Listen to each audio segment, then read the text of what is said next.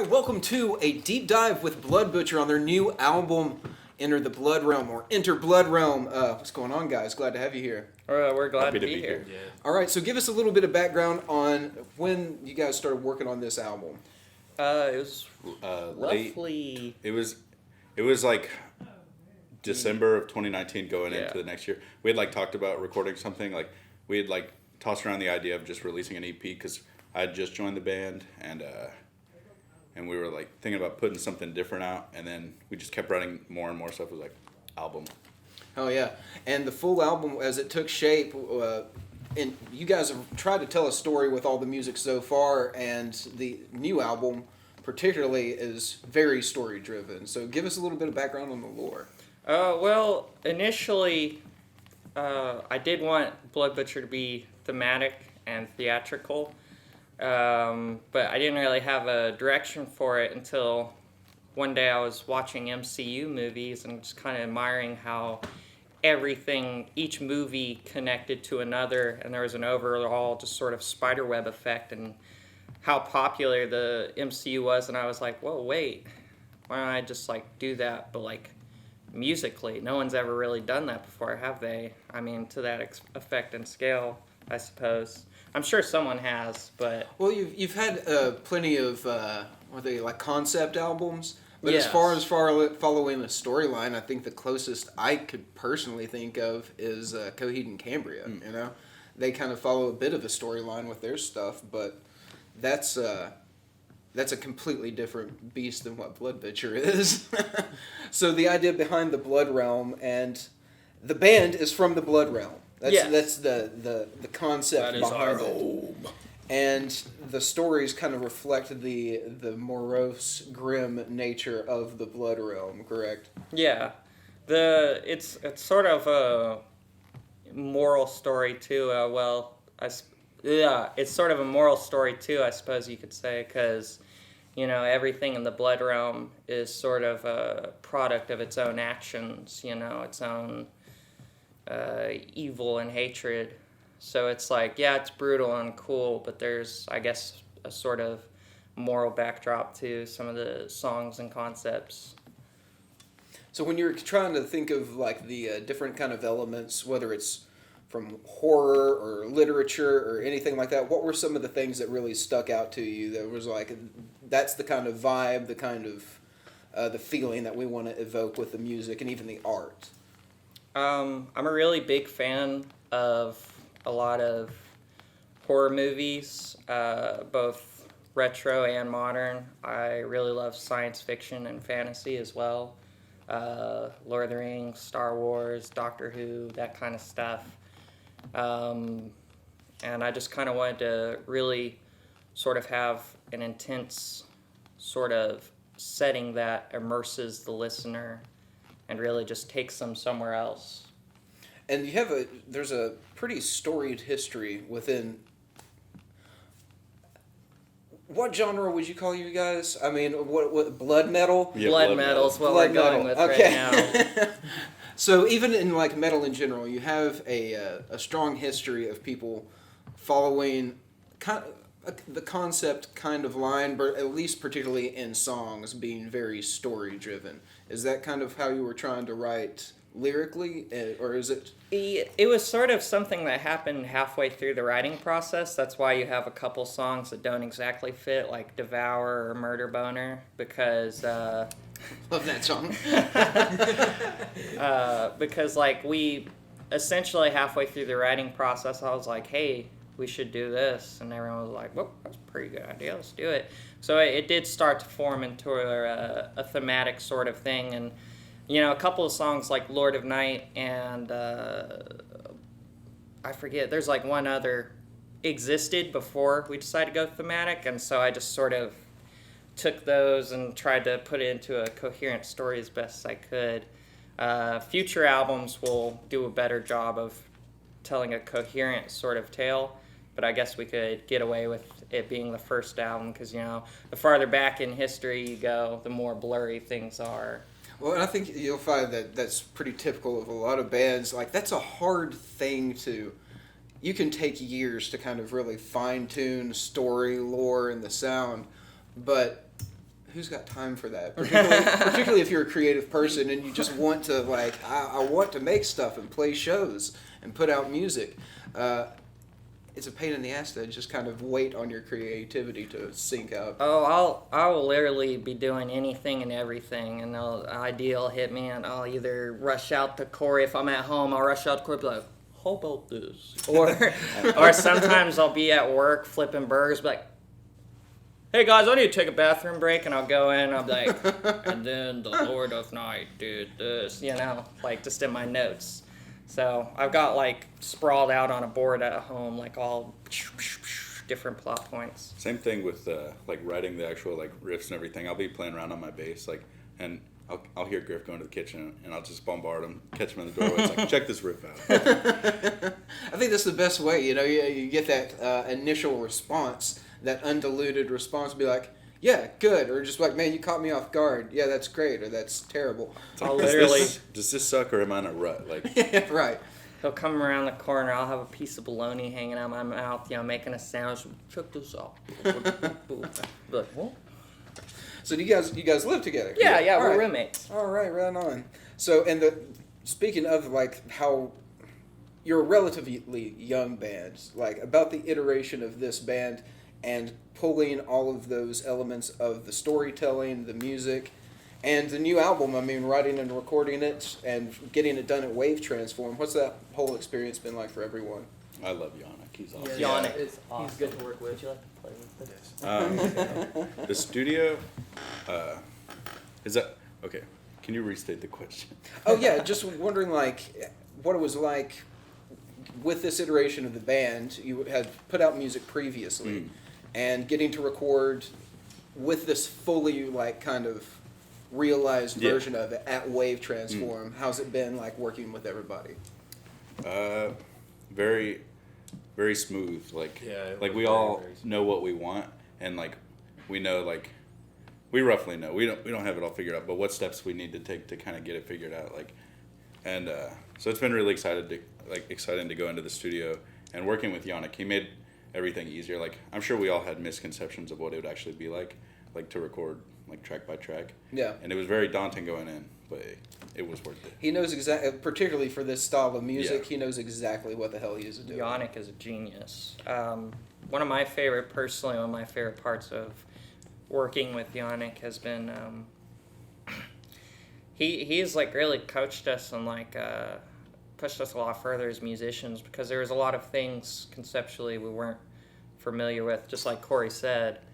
And like for instance, when I sing, I just kind of sing my syllables, wherever they fit in.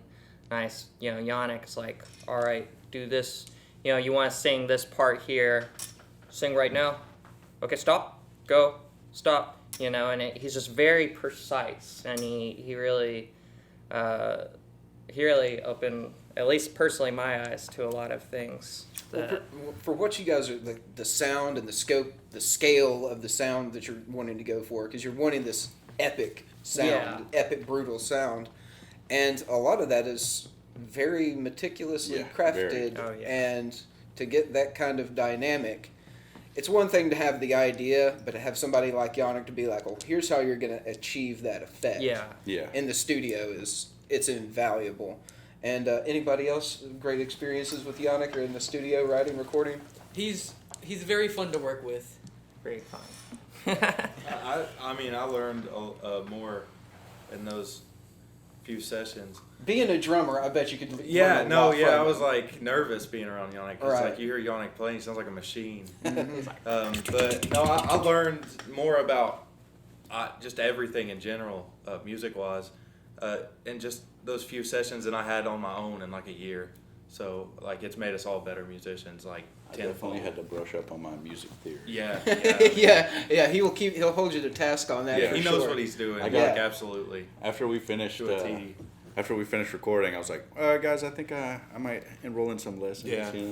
Man, it's one of those things. Like, there's no shame in it. You can always improve. Particularly in this industry, the better you are, better your chances, man. Exactly. And working on something like that with someone like Yannick, who's well established, knows exactly the kind of sound and style you're going for, super invaluable.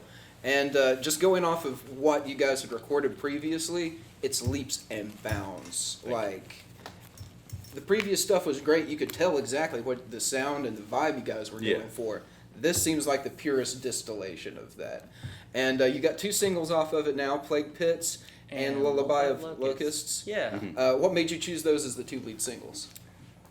Lullaby of Locusts was like, of all of the songs on the album, was probably one of the more dynamic. Like we have a couple tracks that have like intros and like tidbits that are different, but that one just was really groovy, and we thought, like, as far as like catching people like who might have heard of us in the past or never heard of us, it's like that one might catch their attention. And same like for Plague Pits being the second one.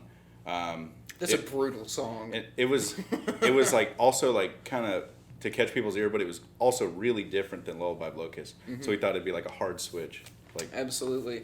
And I guess we've got a lyric video for Lullaby of Locusts for you to check out, and it's a brutal one, and done by Nate Wiles here in-house.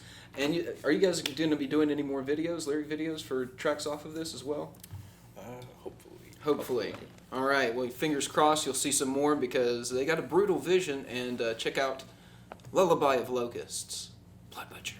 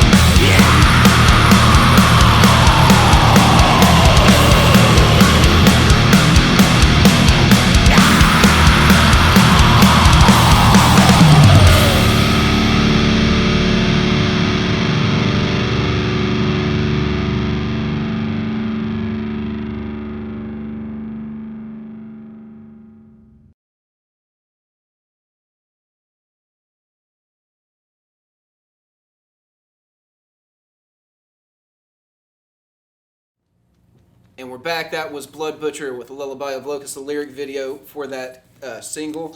And you've also got, I guess the full album's out now. You can stream it everywhere, Spotify, all that kind of stuff. Recording and performing are obviously two very different beasts for a band.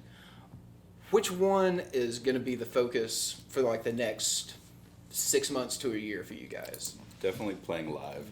We like as a theatrical band, we'd like to play a lot more because the more comfortable we get on stage, the more theatrical we can do. We can find out what works and what doesn't work.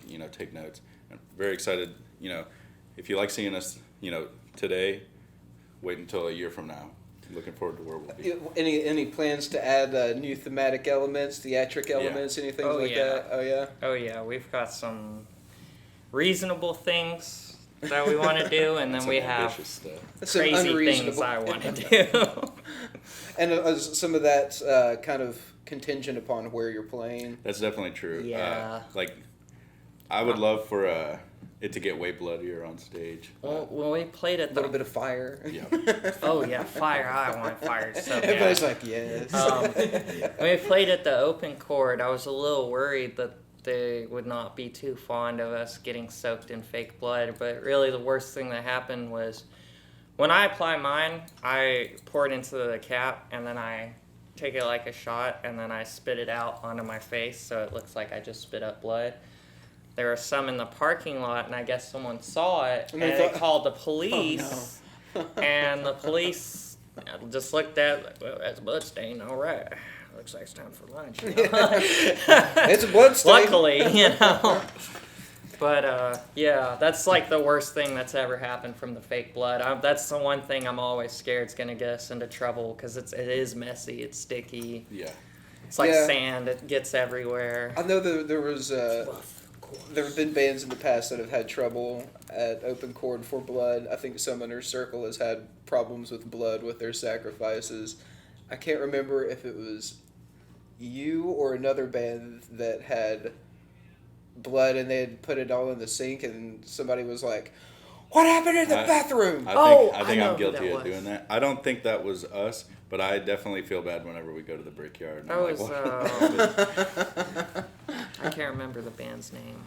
So about that live experience, you guys, you pride yourself on that thematic stuff and the elements of the characters. I mean, are you playing characters on stage? All right. Yeah, we're I'd like to get a breakdown from each member on their character and what they're trying to reflect.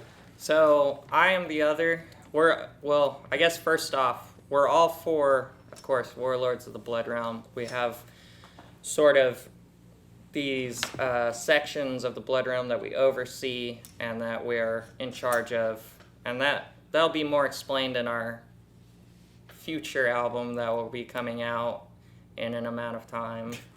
But I am the other. I'm the warlord of the North. My character sort of can see through time. That is their ability, and that's kind of where that ties in with the lyrical aspects, Corey here is Samic. He's like a knowledge collector. He's the protector of the Infinite Arcanium and warlord of the East. Braxton, known as Havoc, is the warlord of the West. He is guardian of the Eternal Forest, and if you wonder, it's basically like a sort of sanctuary for what did I say, West or East? The West. The West, the people of the Western sort of nation of the Blood Realm to go in solidarity. They're like really spiritual people in tune with nature. But if you try to enter that forest without like permission or without like the blessing of Havoc here, you'll be instead transported to a sort of horrific, endless maze of nature So where like you will blood never druids. escape. Yeah. Pretty much. Very cool. Seth, other known as Crusher, is warlord of the South, and basically it's like a long expanse of swamps, and the people that live there, the demons that live there, are like all cannibals, and it's sort of like a survival of the fittest sort of deal. And when we all unite, it's like when we all unite, it's either to go conquer another realm, because that's one of our other purposes as warlords. before the existence of our characters in the lore, everyone was sort of at war. So we not only keep the peace, but we go out and expand our influence in the name of the blood gods. Oh yeah, and so what portion of the story is kind of told on the new album? The very, very beginning. So this is like the genesis of the Blood Realm? Oh, yeah. Like prior to Okay. our characters existing. Okay. Like by like thousands of years. Okay. The next album will... So you're getting a history lesson. Yeah, Yeah. pretty All much. right. Yeah. Right on. The next album will explain how our characters come to be. Okay. Kinda in depth. There's a sort of 2,000-year war that is instigated by a character we'll be introducing on our next EP. And from that war, things get so bad that the blood gods are like, look, we can't, be down here to keep the peace all the time, so we're going to create these figureheads to do it. It's a little bit more complicated than that. I just don't want to give away too many details, Right. because this is an album that will probably be coming out in a couple years. Yeah. Well, hopefully at not the a latest. couple of years. Like, two, maybe 1, 2 years. Yeah, okay. I'm hoping. And so, any desire to bring, like, some of those conflicts to life, like a la Guar or something gonna with, think of or even green jello kind of stuff? The better we get like with portraying what we want on stage, the more ideas we can implement. Like the more we play, the more we know we can pull off in our time frame, and then of course the bigger the stage we have, the more antics we can hopefully get away with. Oh, I've seen some. I've seen. Are you familiar with Green Jello? Mm-hmm. Gotta look them up. They did a show at the Brickyard, and they just hired the. They just contracted the audience to basically be their marionettes for the evening. So That's cool. you can tell a story without having to pay. You That's can get the awesome. audience to participate.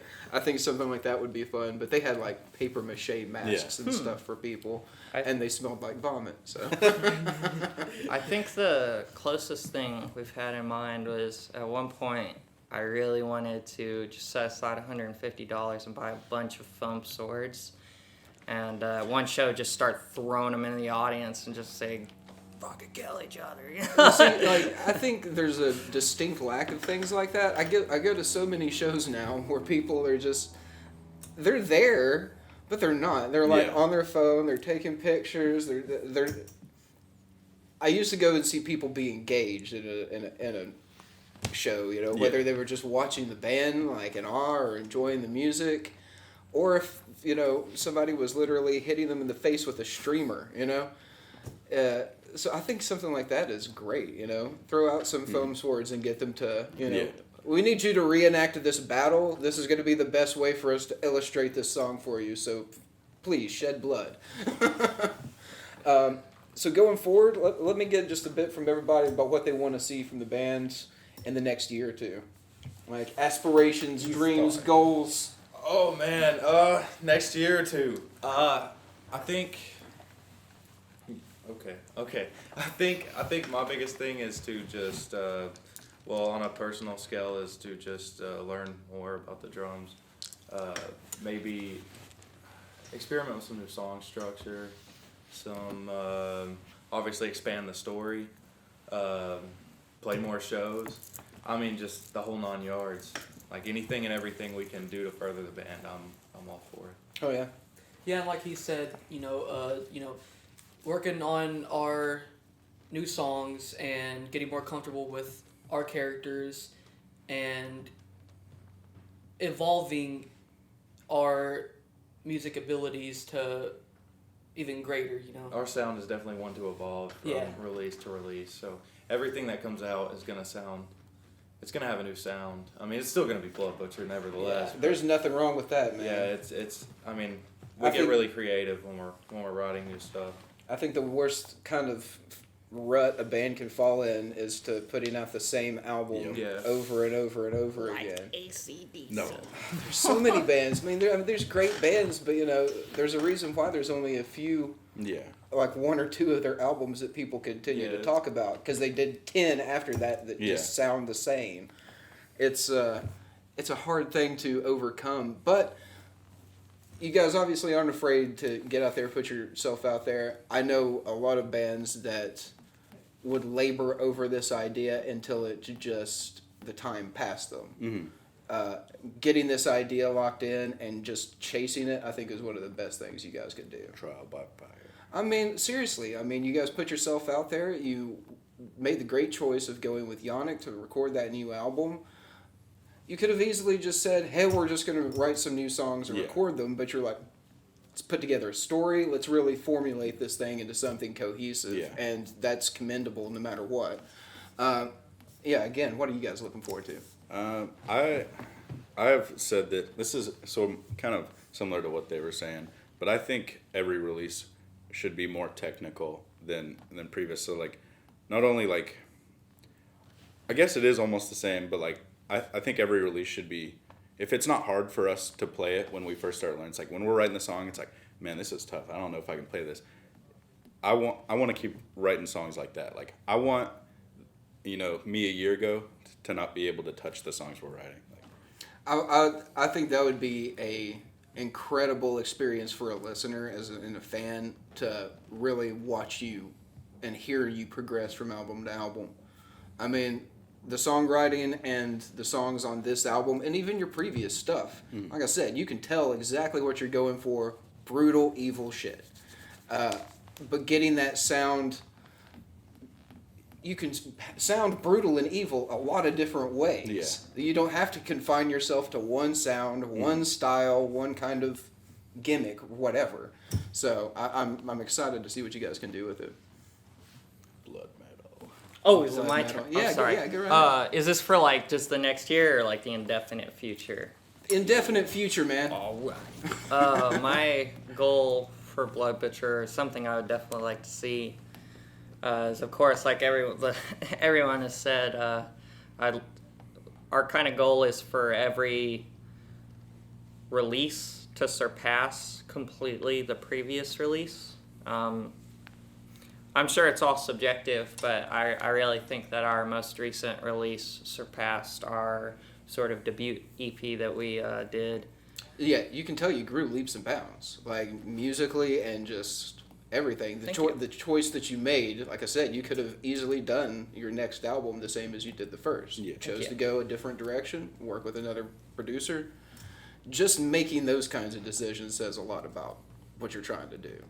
I definitely would like Blood Butcher to be well known. I wouldn't say like Metallica big, but like if like every other person you met at least heard of Blood Butcher, I think that would put a sparkle in my eye, make me real happy. My ultimate all-time forever goal of all time as a musician and as a person in Blood Butcher is for Blood Butcher to end up in the Rock and Roll Hall of Fame. I know that's ambitious, but it's what I want to do. So, Rock and Roll Hall of Fame, huh? Hey man, ain't nothing wrong with dreaming. I just don't know if I'd want to be in there with alongside some of those assholes. Oh really? Yeah. Some of them I'm just like, eh. Just flex on them. That's the thing. You get in there and you flex on them, Blood Butcher style. Yeah. Hey, Man, Dave Mustaine, take one of these, blurs it out. Hey, did he get in with Megadeth or did they put him in with Metallica? I don't think they put him in with Metallica, did they? If they put him in with not Metallica, familiar, oh no. man, he was in his car hitting the steering wheel. No! And for the people that have yet to see you live, what can you tell them about your live experience? It is super awesome and cool, and you will never forget it ever, and you should drop everything in your life to come see us live. You got a new job, forget them. Leave that grill unattended. Sorry, I got it. Blood Butcher goes on in 20 minutes, boss. Bye. That's one thing I can't say. Everybody I know that sees you guys, and personally having seen you as well, it's an experience for sure. You're a fantastic front man. The rest of you fill that space so well. We've got perfect energy. Yeah, I mean, We're all supposed to touch my hands. it's one of those things. It's hard to bring this kind of an act to life to really reflect how you want it to be evil. You want it to feel sinister. Oh yeah. But you guys do a really good job of that. Thank you. It's kind of hilarious how like intense and evil sounding our music is, because you meet us in real life. We're just all a bunch of like laid back, nerdy punk metal dudes who like D&D and Lord of the Rings and stuff. Well, I think like, that might be one of the things, though, is because even life, it doesn't feel too self-serious. Like, there's just enough of your personality coming through in these characters that it's not like I'm watching something alien. I'm watching you guys have a pure expression of like something in you. Oh, one of my favorite black metal bands, Immortal, they're kind of like that. Like they get into the black metal-esque theatrics, the corpse paint, the spikes, the black and stuff. But literally one of the first live performances I ever saw of them, they were playing Tyrants, and it came part for the clean part in the song. Instead of doing that, he just stopped and popped this kind of squat. And he kept doing that, and they kept dimming the lights every time he'd get low to the ground, and he would go up, and they would brighten the lights all the way again. And it was the funniest thing I've ever seen in a live performance. And he went, it was just so funny. You've got to have an appreciation for what your audience is, Yeah. The audience doesn't want to sit there and just watch you be so super dark and serious, Yeah, unless most that's metalheads the are goofballs. Exactly. They want to see a little bit of goofballery in there, just so they know that you're fucking human, man. You know. It doesn't matter how tough they look. They could look like the guy from SpongeBob who ate nails for breakfast with no milk. You walk up to them with a crudely drawn cock and balls, and they'll go. Yeah, exactly. They could be the most hardcore looking dude, throw them a dick and fart joke, they're going to get it. Yeah, that's just how it goes.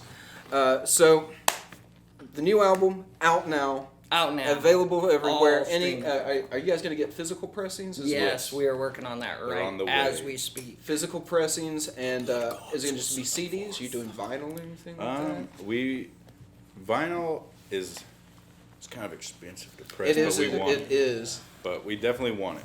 So as soon as we have the means to get it, we're getting it. Oh yeah, yeah. Vinyl is one of those things. It's so cool. It sucks that it's so expensive to produce right now. But in anything like you put some blood into the mix or something like that. That'd be cool. Drop of each band member's blood into the That'd be pretty vinyl. sick. I mean, come on, like that's the cool thing you get to do with vinyl. You can't do that Yeah. with CDs or No, tapes. people freak out when I try to bleed on things for them. Yeah, I mean, but It's in the name. at this point they're paying for like a little bit of Oh, yeah. you and some epoxy. They could clone a really messed up version of me and keep it in the basement. It's like a synthetic human. It's like part plastic. Well, looking forward to seeing what you guys can do off of this, because it's a killer album. It's really well done, and as ambitious as you guys are, I think you've got a lot coming towards you. Thank you. Just keep working hard, and I think the people it's gonna pay off. What's the one thing you'd want to share with people about the album or about the band before we go? There's a lot. Blood Butcher is watching you. Listen to our album or else. You should definitely listen to the album. Everywhere. We're everywhere. Anywhere. Anywhere. Spotify. Yeah. Anywhere. What's the best way to listen and support you guys? Put it on Easy peasy. Spotify is is my favorite because like you can. It's helpful for everyone because it's basically a hub because they can see stuff about us. We post pictures, like we get pictures from shows and we put that in our about, and you can go to our like Instagram and Facebook from there, and you can see upcoming shows, and it's easy to see the analytics. Oh yeah, yeah. He's like, I'm keeping track of those numbers, so please give us a follow and I'm a listen. numbers. Right on. Anybody else? Nah. Just listen to Blood Butcher. That's all. Listen I to have Blood Yeah, Butcher. listen to Blood Butcher. That's Yeah. why we're here. It's a lot of fun, man, and they're fun guys. You can have a lot of fun at a show. Just come out and throw down with them. And stay tuned because getting physical copies of this coming soon. maybe before the end of summer. Yes, definitely. Right on. And so come out to a show, grab a physical copy, go to hound them at their jobs or wherever Harass you us. find No, them. seriously, don't Do leave it. us alone. Harass us. I work at Freddy's in Oak Ridge on the Oak Ridge Turnpike. What are your hours? I work 5 to close every day, but Tuesday and Thursday. Please come harass me at my job. They Come by. love it when people do that. gang It's their stalking. favorite thing. Please come harass me at my work. Don't harass. They co-signed the gang stalking at least for the band, just. So follow them, and what's the best way? Facebook? Yes, Facebook? Facebook Yeah. and Facebook Instagram. and At Mostly Blood Butcher- Instagram. at but Blood Butcher Facebook's good Official? too. Yes. Yes. All right, and you got the TikTok as well, right? Yeah, that one's more for me to be goofy on. Hey, well, if you want to see them be goofy, follow them on TikTok as There's well. we do lots of goofiness. All right, and new album, Enter Blood Realm, out now. Go get it, listen to it, force your friends to listen to it, even if Definitely they don't that. like metal. Make your grandma listen to it. Tell Yeah. her Put, you make it put better. your grandma in a It'll change headlock her and life. hold the Yeah. phone It will up to change her her life. head. It will change her life forever. She's Ill. maybe never listened to metal. She might not know. might She like might it. be down. That could be Yeah. true. It might be She'll- her like favorite. you'll have her in the headlock. It's She'll be like like, Elvis. "Oh, It's kind of like Elvis. it's pretty Yeah. good. Tell her it's kind of like Elvis.